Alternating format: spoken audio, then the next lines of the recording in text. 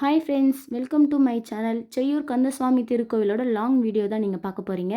நான் first time போகும்போதே long video எடுத்துட்டேன். செகண்ட் டைம் போகும்போது தான் நான் ஷார்ட்ஸ் வீடியோ எடுத்தேன். கோவில்கிட்ட நம்ம ரீச் ஆகிட்டோம். அக்கா வந்து ஷாம்குட்டியை தூக்கிட்டு போகிறாங்க பாருங்கள். நம்ம முருகப்பெருமானை பார்க்கறதுக்கு தான் இந்த கோவிலுக்கு வந்திருக்கோம். அதுக்கு முன்னாடி முழுமுதற் கடவுளை வணங்கிட்டு நம்ம முருகப்பெருமான் சன்னதிக்கு போகலான்ட்டு வெளியே இருக்கிற விநாயகரை தான் நாங்கள் வணங்கிட்டு இருந்தோம். ஷாம்குட்டி வந்து அப்படியே சுற்றி சுற்றி வேடிக்கை பார்த்துட்டு இருக்கான் ஃப்ரெண்ட்ஸ். இவங்க பார்க்கும்போது எனக்கு ரொம்ப சந்தோஷமாக இருந்தது ஃப்ரெண்ட்ஸ். ஏதோ புது பிளேஸ்க்கு வந்திருக்குன்ட்டு ஷாம்குட்டி வந்து அப்படியே சுற்றி சுற்றி வேடிக்கை பார்த்துட்டு இருந்தேன். இதை பார்க்கும்போது எனக்கு ரொம்ப சந்தோஷமாக இருந்தது. நம்ம வந்து கோவில் கிட்ட வந்தாச்சு. முருகப்பெருமானை வணங்குறதுக்கு தான் நம்ம இந்த கோவிலுக்கு வந்திருக்கோம். ஃபஸ்ட்டு வந்து விநாயகர் பெருமானை வணங்கியாச்சு. இப்போ கோவில்கிட்ட நம்ம வந்துட்டோம். இந்த கோவிலுக்கு வந்து ராஜகோபுரம் மட்டும்தான் இல்லை, மற்றபடி எல்லா அம்சமும் இந்த கோவிலுக்கு இருக்குது. இந்த கோவிலோட தனி சிறப்பு என்னென்னா 27 நட்சத்திரத்துக்கு 27 வேதாளங்கள் இருக்குன்ட்டு நான் ஏற்கனவே தனியாக ஷார்ட்ஸாக நான் போட்டிருப்பேன். அது நீங்கள் எல்லாருமே பார்த்துருப்பீங்க. அதோடைய கண்டினியூ தான் இது லாங் வீடியோ. நம்ம கோவிலுக்குள்ளே வந்துட்டோம்.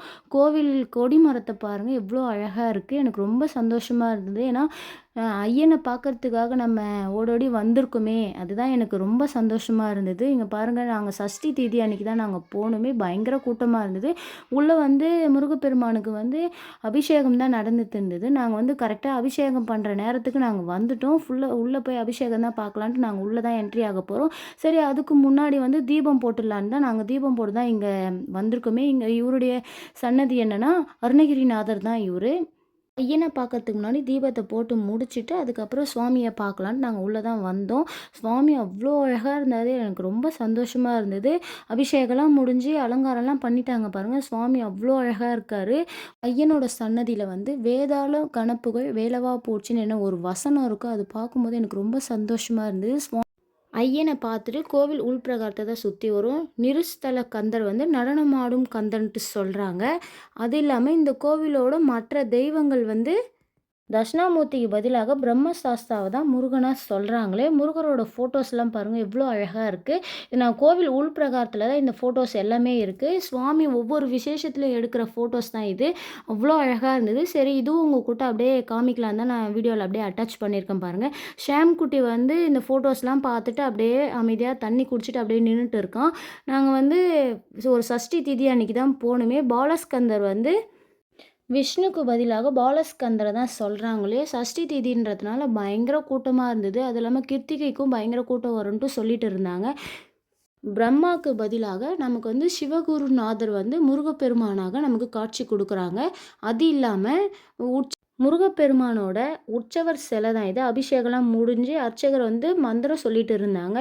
இதுவும் உற்சவர் சிலை தான் சொன்னாங்களே. இது திருக்கல்யாணம் பண்ணுவாங்களா இந்த சிலைக்கெலாம். இங்கே பாருங்கள், கால பைரவர் சன்னதியும் இருக்குது. அது இல்லாமல் கோவிலுக்கு வெளிப்பிரகாரத்தில் தான் 27 நட்சத்திரத்துக்கு 27 வேதாளங்கள் இருக்குது. இந்த அஸ்வினி வேதாளம் மட்டும் தனியாக ஒரு பூந்தோட்டத்தில் இருக்குது. நான் பூந்தோட்டத்தில் கவர் பண்ணலை, வேதாளத்தை மட்டும் தான் நான் கவர் பண்ணி எல்லா வீடியோவும் நான் எடுத்திருக்கேன். அந்த வேதாளத்தை பார்த்து முடிச்சுட்டு மற்ற வேதாளத்தெலாம் பார்க்கலான்ட்டு வெளிப்பிரகாரத்தை தான் நாங்கள் எல்லாமே கோவில் சுற்றி வந்துட்டு இருக்கோம். அக்கா வந்து ஷாம்குட்டி அப்படியே கைப்பிடிச்சி கூட்டிகிட்டு போகிறாங்க. நான் ஒவ்வொரு வேதாளத்தை உங்களுக்கு காமிக்கிறேன். இங்கே பாருங்கள், உங்களுக்கு எப்போ ஃப்ரீ டைம் இருக்குதோ கண்டிப்பாக இந்த கோவிலுக்கு ஒரு டைம் வந்து விசிட் பண்ணி பாருங்கள். ரொம்ப சக்தி வாய்ந்த முருகர்னு சொல்கிறாங்க. எனக்கு ரொம்ப சந்தோஷமாக இருந்தது. இந்த கோவிலை 8ஆம் நூற்றாண்டில் கட்டப்பட்டுள்ளதுன்னு ஒரு தகவலும் நமக்கு கிடச்சிருக்கு. அது இல்லாமல் இந்த கோவிலுக்கு வந்து ராஜகோபுரம் மட்டும்தான் இல்லை, மற்றபடி எல்லா அம்சமும் அவ்வளோ அழகாக இருக்குது.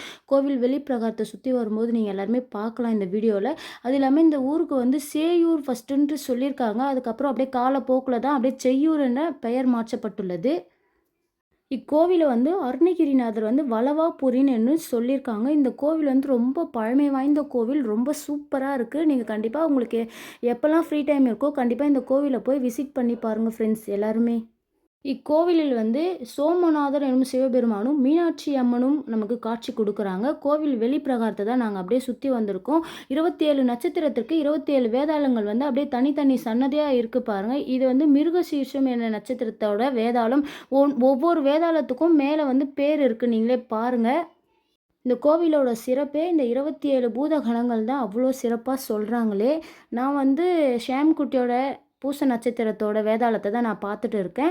அதுக்கப்புறம் வந்து என்னுடைய ராசியோட நட்சத்திரத்தோட வேதாளம் ஆயில்ய நட்சத்திரத்தை வந்து சுவாமியை பார்த்துட்டு நாங்கள் கும்பிட்டு வெளிப்பிரகாரத்தை அப்படியே சுற்றி வந்துட்டு இருக்கோம் பாருங்கள் ஃப்ரெண்ட்ஸ்.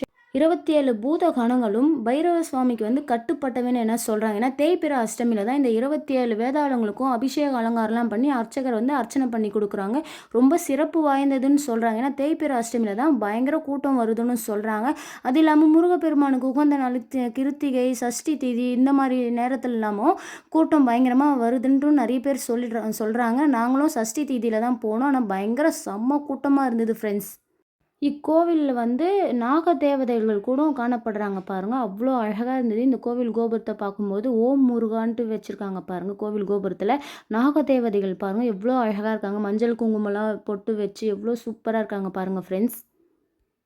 தேய்பிறை அஷ்டமியில் வந்து இந்த 27 வேதாளத்துக்குலாம் அபிஷேக அலங்காரம் பண்ணுறாங்க. அப்போ வந்து நம்ம நட்சத்திரத்துக்கு ஏற்ற வேதாளத்துக்கு வந்து ஏதாச்சும் கோரிக்கை வச்சு அர்ச்சனை பண்ணால் கண்டிப்பாக அந்த கோரிக்கை நிறைவேறுதுன்ட்டு நிறைய பேர் சொல்கிறாங்க. அதுபடி தான் நிறைய பேரும் இந்த ஸ்தலத்துக்கு நிறைய பேரும் வராங்க. இந்த கோரிக்கை நிறைவேறிச்சுன்னா முருகப்பெருமானுக்கு வந்து அபிஷேகம் பண்ணுறாங்க, பால் அபிஷேகம். அப்படி இல்லைன்னா காவடிலாம் எடுக்கிறாங்க. அது ஏதாச்சும் விசேஷ நாளில் தான் இந்த மாதிரிலாம் பண்ணுறாங்களே. எனக்கு ரொம்ப ஆச்சரியமாக இருந்தது. இந்த ஒரு கோவிலில் 27 நட்சத்திரத்துக்கு ஏற்ற வேதாளங்கள் நம்ம பார்க்குறோமே, இந்த மாதிரி நம்ம எந்த கோயிலுமே பார்த்துருக்க மாட்டோம். ஆனால் செய்யூர் கந்தசுவாமி கோயிலில் வந்து ஒரே கோவிலில் வந்து கோவில் வெளிப்பிரகாரத்தில் தான் இந்த 27 நட்சத்திரத்துக்கு ஏற்ற 27 வேதாளங்கள் அவ்வளோ அழகாக நம்மளுக்கு காட்சி கொடுக்குறாங்க பாருங்கள்.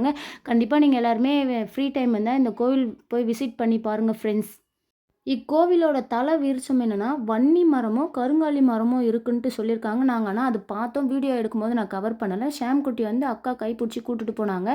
ஷாம்குட்டி ஆனா ஒரு கட்டத்தில வந்து அப்படியே தனியா நின்னு வேடிக்கை பார்த்துட்டு இருக்கான். ஏதோ நம்ம ஒரு புது பிளேஸ்க்கு நம்ம வந்திருக்கோன்ட்டு தனியா வந்திருக்கோம். இது என்னன்னா, நம்ம வேண்டுதல் வச்சு வீடு கட்டினா கண்டிப்பா நிறைவேறுதுன்ட்டும் சொல்றாங்க. ஃபைனலா நாங்க வந்து கோவில் எல்லாத்தையும் நான் சுத்தி காமிக்கிறேன் பாருங்க.